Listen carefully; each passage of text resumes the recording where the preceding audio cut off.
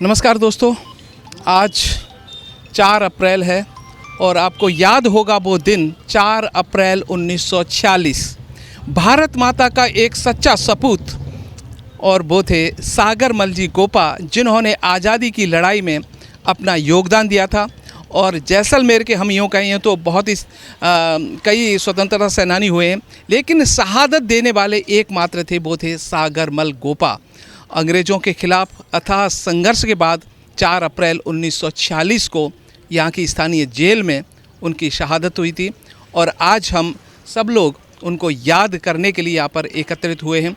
लेकिन बड़े दुखद बात है कि जैसलमेर एक हम यूँ कहें सरहदी इलाका है और यहाँ पर इतने कम लोगों को देखकर, जिन्होंने अपना जीवन इस आज़ादी की लड़ाई में निस्वार्थ शहादत दे दी थी, उनके लिए, उनको याद करने के लिए मात्र इतने लोग, यही है देश की विडंबना। लेकिन कोई बात नहीं, सच्ची श्रद्धांजलि देने वाले कम ही सही, लेकिन हम उनको तहे दिल से तब तक याद करते रहेंगे जब तक इस धरती पर ये जैसलमेर है, ये भारत माता है। उनकी शहादत को हम भुला नहीं पाएंगे। बहुत सारे लोग हैं, इनसे ही जानते हैं उनके बारे में। पहले उनके परिवार के ये सदस्य हैं, हम उनसे 1 मिनट जानते हैं। आज हम याद कर रहे हैं, आज कितना और ज़रूरी हो गया है सागरमल गोपा जी को याद करने के लिए। सागरमल गोपा जो जैसलमेर के लिए अपना जीवन सर्वस्व अर्पण कर दिए, उनकी आज शहादत का 78वां साल है। उनकी शहादत 4 अप्रैल 1946 को जैसलमेर जेल में हुई थी। उन्होंने भारत की आज़ादी के लिए, अपना देश को जीवित रखने के लिए अपना मरण कबूल किया और आज हमको कम याद कर रहे हैं। ये बहुत बड़ी विडंबना है कि उन्होंने जिनकी उनकी कल्पना थी वो भी साकार नहीं हो रही है। एक बात है, आज़ादी के बाद में बहुत सारे लोग अब नेता बनकर सेवक बनने की कोशिश कर रहे हैं। ये अपनी जिन्होंने शहादत दी है, उनके लिए सागरमल गोपा जी कैसे प्रेरणा स्रोत हो सकते हैं?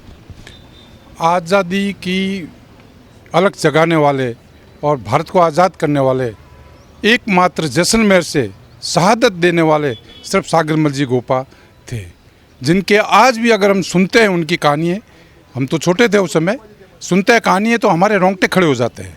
क्योंकि मेरे जन्म से पूर्व इनकी जो शहादत हुई, उनकी तो याद करते ही करते हम आज तक, मैं हर फंक्शन में आता हूँ और मैं देखता हूँ, कभी जब सत्ता रहती है कांग्रेस की तब तो काफ़ी लोग आते हैं।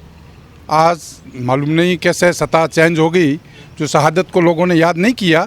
तो इसलिए मैं इन सच्ची श्रद्धांजलि देते हुए उनको शहादत को सलाम करता हूँ और इनके असूलों पे चलने वाली सभी से प्रार्थना करता हूँ कि इनके असूलों पे चले और देश के आज़ादी में अपना सहभागिता जो निभाई थी उनको याद रखे कि किस तरीके से उन्होंने बहुत शहादत दी थी अपनी। जय हिंद।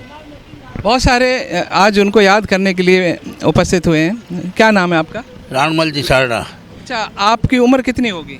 81। तो 78 साल हो गए। आप उस समय लगभग 2 साल के छोटे रहे होंगे, लेकिन आज जब उनकी बातें सुनते लोग, नागपुर से मैं पहचानता हूँ, नागपुर में भी उनकी बहुत याद रहती है। नागपुर के लोग भी काफ़ी कांग्रेसी जो पुराने लोग हैं उनको सब को याद है कि सागरमल जी ने सच्ची लड़ाई लड़ी है। और एक जबकि राजस्थान जैसलमेर उस टाइम में मरुभूमि थी और उसको कोई जानता भी नहीं था, लेकिन उन्होंने जैसलमेर का नाम दिल्ली तक पहुँचाया। ये बहुत बड़ी उनकी कुर्बानी है। बिल्कुल, उन्होंने न सिर्फ हमको आज़ादी दिलाई, संघर्ष किया, अपितु जैसलमेर का नाम अंतर्राष्ट्रीय स्तर पर स्थापित किया था। भैया देखिए, आप जैसलमेर के निवासी हो, हमारे लिए गौरव की बात है कि हमारे जैसलमेर का नाम भी सागरमल जी गोपा ने स्थान दिला दिया आज़ादी की लड़ाई जिन्होंने लड़ी थी। तो कैसे याद करते हैं आज उनको? ऐसा है कि आज के जो दिन है, सागरमल जी ने जो इस देश और समाज के लिए जो अपना सर्वस्व बलिदान किया, मुझे बड़ा दुख होता है कि जितने भी राजनीतिक दल है उनमें से कोई भी एक भी व्यक्ति यहाँ सिवाय कल्ले जी के दूसरा कोई भी व्यक्ति इनके आज इस बलिदान दिवस पर उपस्थित नहीं हुआ है। मुझे बड़ा दुख हो रहा है इस बात का कि उनको अपनी राजनीतिक रोटियां सेकने के लिए तो टाइम मिल जाता है, लेकिन एक वीर सपूत के लिए यहाँ उपस्थित होने में उनको क्या मालूम क्या अड़चन आ रही है।